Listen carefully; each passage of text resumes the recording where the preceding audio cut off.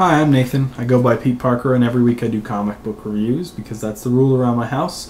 If I want to keep buying them, I gotta review them. So this review is going to be for Flashpoint number 4. This is 4 of 5, so it's the second to the last issue of Flashpoint.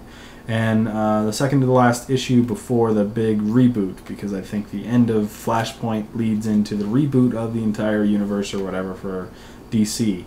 And I have to say that that's pretty disappointing for me as a primarily Marvel fan who just happened to jump onto this and try to get in on a new spot. I have much less interest in the real versions of the DC big name characters than I do in these alternate versions, because I feel like with these alternate versions I'm getting in on the ground floor and I don't have to worry about any kind of big stories that happened in the past, whereas even with the reboot or whatever they're calling it, the new number ones, a lot of that stuff is still valid and still important, and they're the same old characters that they've always been. This is kind of a nice change because a lot of the characters are significantly changed. So you're getting something new and different and fresh and a different perspective on these archetypes. So I'm kind of sad to see it. Well, I'm really sad to see it go in general. The big thing, this book is so packed with happenings and information. It's hard to cover everything that's in here. I think there's I don't know if she's a regular character or not, but Element Woman shows up and she's a part of the Resistance or part of the crew that's going to go stop the Atlanteans and Atlanteans and the Themyscirians or whatever, Amazonians, from fighting each other. And then right as soon as they do that, see, there's a big crew going out to do that. They finally get Batman on their side to do that. Flash finally decides that this is the reality that they have and they have to save this one before they worry about reverting anything back to anything else, because people are dying and they need their help. Very heroic. And then we finally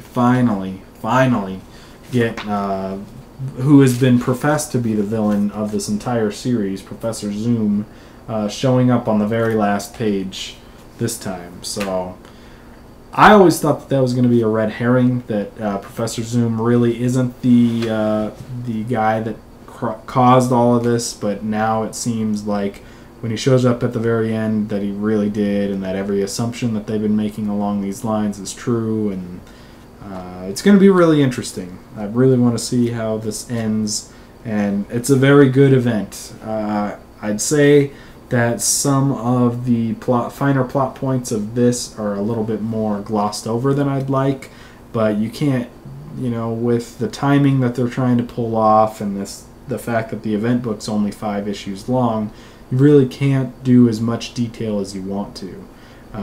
I'd much rather see it like a 12-issue series or so, where you can really go into detail about all these little aspects. Now, a 12-issue event is probably too long. It's not necessarily a summer event, and obviously it wouldn't have worked before this because they had so much going on earlier in the year and late last year. But still, I feel like a lot of the details here are both not covered in this main event book and not covered in the tie-ins necessarily. Some of the tie-ins do address it, but most of the tie-ins are just alternate stories featuring characters who exist in this Flashpoint universe. So there you go. I can't say that this is my favorite issue of the event so far. It is packed, but it's packed with a lot of details about a lot of characters that I don't know very well and that I don't have any allegiance to or don't have any feelings for, so that was a big thing. And then I felt like they finally made some progress at the end, getting to Professor Zoom, and then it was over. So it's good. The art is really great. It's very colorful. There's a lot of stuff going on. The writing is very deep, and this whole Flashpoint universe is very cool. It's just not as much detail as I'd like, and at the same time, I didn't mean to say that. There's plenty of detail in there. It's just not as much length, I guess. They don't cover everything as much as I would like to. we're quickly moving on from one main character to another main character to another main character, and just touching on their existence in this universe and how they're going to be a part of the story in general. But it's good. It's interesting. It's a nice take. It's nice to see all these things be different than they were before, because that's part of the fun too, is discovering how all these characters are different from their real universe counterparts. So it should be very interesting how it ends up. I'm looking forward to the 5th one for sure, but as the 4th one is definitely not my favorite issue of the entire series. So definitely a 4 out of 5. The art is great. It's very high production value. There's a lot of detail here. It's very interesting. It's just not my favorite book of all time. So there you go. Flashpoint number 4 of 5.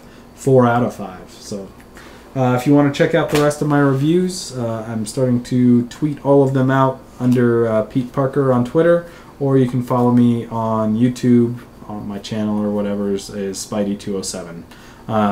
Elsewhere, I think you can throw in reviews by Peteparker, in Google, and you'll probably find a whole slew of them out there because they're all over the place. In any case, thanks for listening, and we'll talk to you next time.